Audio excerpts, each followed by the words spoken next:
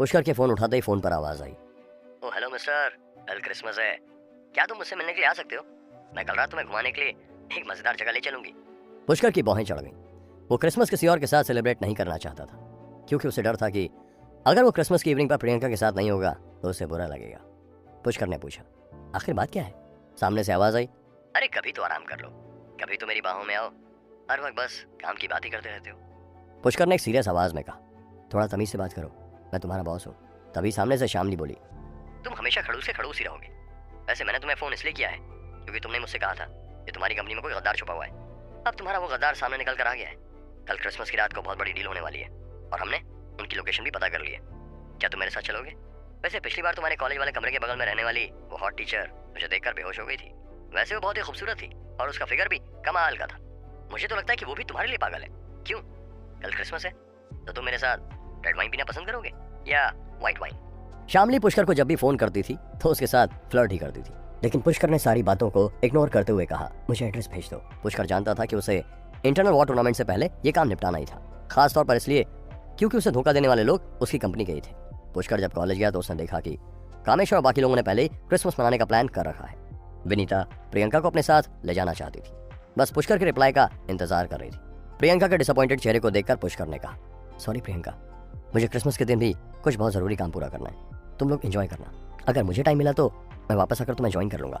विनीता ने कामेश्वर का हाथ पकड़ा और सरकास्टिकली बोली, पुष्कर, ये तुम्हारा प्रियंका के साथ पहला क्रिसमस है। प्रियंका के साथ टाइम स्पेंड करने से ज्यादा इंपॉर्टेंट और क्या हो सकता है?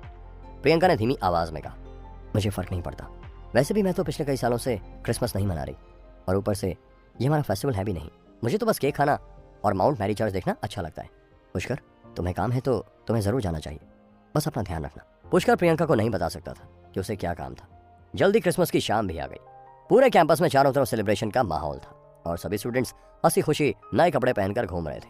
कई सारे क्रिसमस ट्री डेकोरेट किए गए थे और कुछ लोग तो सेंटा क्लॉज बनकर भी घूम रहे थे। दूसरी तरफ पुष्कर काले कपड़े पहनकर कुछ लोगों के साथ कोई प्लान डिस्कस कर रहा था। लालू ने भी काले कपड़े पहने हुए थे। वो गाड़ी में बैठकर बोला, बॉस जल्दी से गाड़ी में बैठ जाओ।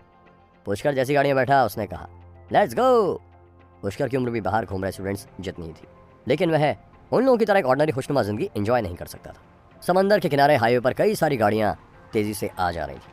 पुष्कर की गाड़ी भी समुद्र के किनारे रुकी। गोल्डी तेजी से गाड़ी से उतरा और पुष्कर के लिए दरवाजा खोलने लगा।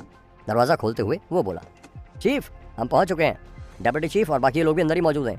पुष्कर नहीं चाहता था कि कोई उसके लिए दरवाजा खोले, इसलिए उसने दरवाजे को पकड़ लिया और फिर खुद से दरवाजा खोलकर बाहर निकला और एक बिल्डिंग के अंदर चला गया। जैसे ही पुष्कर अंदर आया, कई सारे किलर्स अपनी सीट पर से उड़ गए और पुष्कर को सैल्यूट करने लगे। ये डार्क लिस्ट की प्रॉपर्टी थी और यहाँ बाहर का कोई भी इंसान मौजूद नहीं था, इसलिए सभी किलर्स खुलेआम जोर जोर से बातें कर रहे थे। पुष्कर ने सभी लोगों की ग्रीटिंग को एक्सेप्ट किया। पुष्कर के सामने इस वक्त अपराजिता, मोती, बूढ़ा और 2 और लोग भी मौजूद थे। इनमें से कुछ लोग पहले पोटाला पैलेस में कैदी थे, लेकिन अब वो डार्क लिस्ट का हिस्सा हो चुके थे। केवल पुष्कर में इतनी हिम्मत थी कि ऐसे लोगों को अपने काम के लिए इस्तेमाल कर सकता था। उन लोगों ने पुष्कर को बहुत समय से नहीं देखा था और अब जब पुष्कर उनके सामने आ गया था तो उन्हें दोबारा से पुष्कर की खतरनाक ताकतों की याद आने लगी थी। लालू ने मुस्कुराते हुए कहा, चीफ मैरी क्रिसमस, तुम मेरे लिए क्या गिफ्ट लेकर आयो? पूरी डार्क लिस्ट में केवल लालू ही था जो पुष्कर से इस तरह बात कर सकता था। पुष्कर इस वक्त मजाक के मूड में नहीं था और उसने कहा, जल्दी से डेप्यूटी चीफ को बुलाओ। पुष्कर इस वक्त एक बड़े से टेरेस पर खड़ा था जहां से उसे सामने का डॉकयार्ड साफ दिख रहा था। लालू अभी भी कुछ मजाक करने के मूड में था, लेकिन बाकी लोगों ने उसे रोक लिया।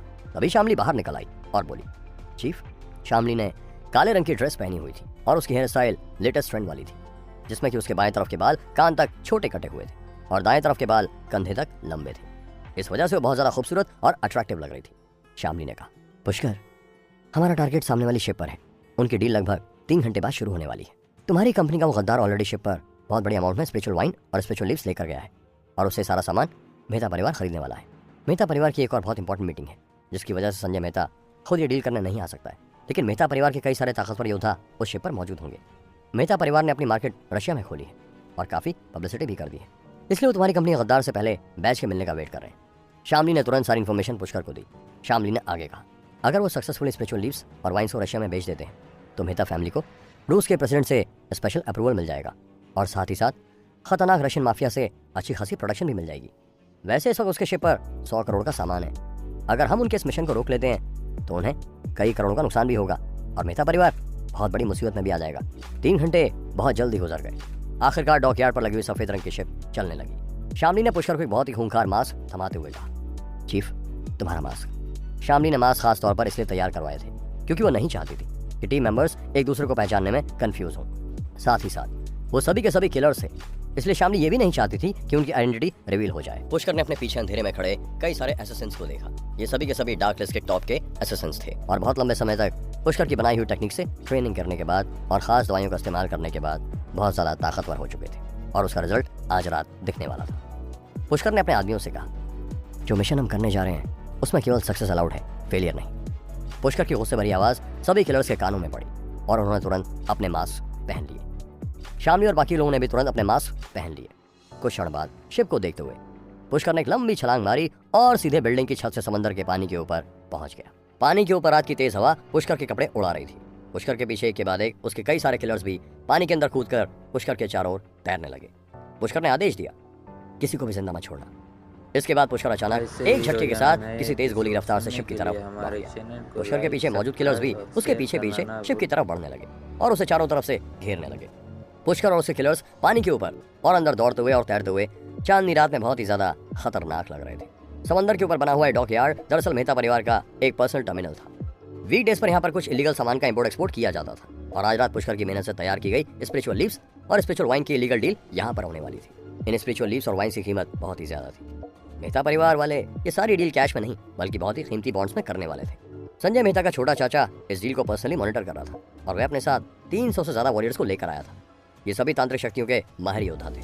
मेहता परिवार के लिए अच्छी किस्मत की बात यह थी कि आज क्रिसमस की शाम थी, जिसकी वजह से सभी लोग पार्टी कर रहे थे और किसी का भी ध्यान इस शिप के ऊपर नहीं था। संजय मेहता के चाचा दिलीप और उसका राइट हैंड परम दोनों शिप पर मौजूद थे। परम ने दिलीप से बोला, सर हमारे क्लाइंट पहुंच चुके हैं और आपसे मिलना चाहते हैं। ये कहते हुए राइट हैंड मैन परम तुरंत शिप के ऊपर आए हुए सामान को चेक करने लगा और उसकी क्वालिटी इंस्पेक्शन करने लगा। तभी संजय मेहता के चाचा दिलीप ने अपने हाथ में कुछ बॉन्ड्स को लेकर आगे बढ़ते हुए कहा, कैसे हो पार्टनर, तुम रात के वक्त भी सनग्लासेस और मास्क पहने हो, क्या तुम्हें डर है कि तुम्हें कोई पहचान लेगा?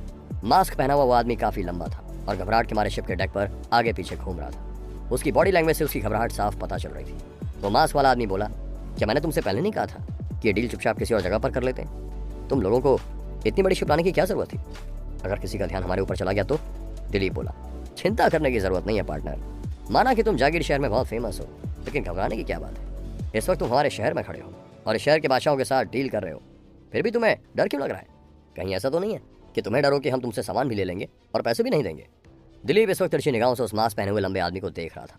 मास्क वाले आदमी ने जवाब दिया, मैं तुम लोगों की फैमिली पर डाउट नहीं कर रहा हूँ, बात सिर्फ इतनी सी है कि पुष्कर श्रीवास्तव भी मुंबई में ही मौजूद है और अगर तुम इस तरह का बड़ा दिखावा करोगे तो जरूर उसे पता चल जाएगा। क्यों बेकार में अपने ऊपर मुसीबत मोल लेना, जल्दी से डील खत्म कर लेते हैं। मास्क वाले आदमी की आवाज में घबराहट थी। दिलीप बोला, ये तो बड़ी अजीब बात है, ये इतनी कमाल की स्पिरिचुअल वाइन और स्पिरिचुअल लीव्स भी उस पुष्कर श्रीवास्तव नाम के लड़के से जुड़ी हुई है। उसने तो हमारे मेहता परिवार के साथ बहुत पंगा लिया है और यहाँ तक कि खुलेआम संजय की होने वाली पत्नी प्रियंका से बात करने की हिम्मत की है। अब मुझे समझ आया कि क्यों वो इतनी ज्यादा अकड़ में रहता है। दिलीप समझ गया था कि शायद वरदान ग्रुप भी पुष्कर के अंडर में ही आता होगा और महेंद्र परिवार सिर्फ बाहरी तौर पर इस बिजनेस का डिस्ट्रीब्यूशन संभाल रहा होगा। दिलीप सोच रहा था, इस तरह की पावरफुल हीलिंग प्रॉपर्टीज वाली औषधि उस पुष्कर जैसे सड़क छाप लड़के के हाथ कैसे लग गई? महेंद्र परिवार की तो औकात नहीं है कि वो इस तरह की कोई चीज खुद से डेवलप कर सके। हो ना हो, वरदान ग्रुप के इस पूरे बिजनेस के पीछे पुष्कर का ही हाथ है। अगले ही पल दिलीप हंसते हुए बोला, ठीक है पार्टनर, तुम्हारी इन्फॉर्मेशन हमारे बहुत काम आएगी। किसी दिन मैं तुम्हें अपने घर पर बुलाकर अच्छी खातिरदारी करूंगा। वो मास्क वाला आदमी घबराते हुए बोला, वो सब बातें छोड़ो, एक बार हमारी डील कंप्लीट हो जाए, उसके बाद हम सीधे 6 महीने बाद मिलेंगे, क्योंकि मुझे डर है कि पुष्कर को इस बारे में पता चल जाएगा। आखिर कौन था मास्क के पीछे छुपा हुआ गद्दार? क्या पुष्कर अपने मिशन में कामयाब हो पाएगा? क्या वो गद्दार पुष्कर की टीम का ही आदमी था? जानने के लिए सुनते रहिए ये एक्साइटिंग कहानी सिर्फ पॉकेट एफएम पर। ऐसे ही रोजाना नए वीडियो पाने के लिए हमारे चैनल को लाइक, सब्सक्राइब और शेयर करना ना भूलें।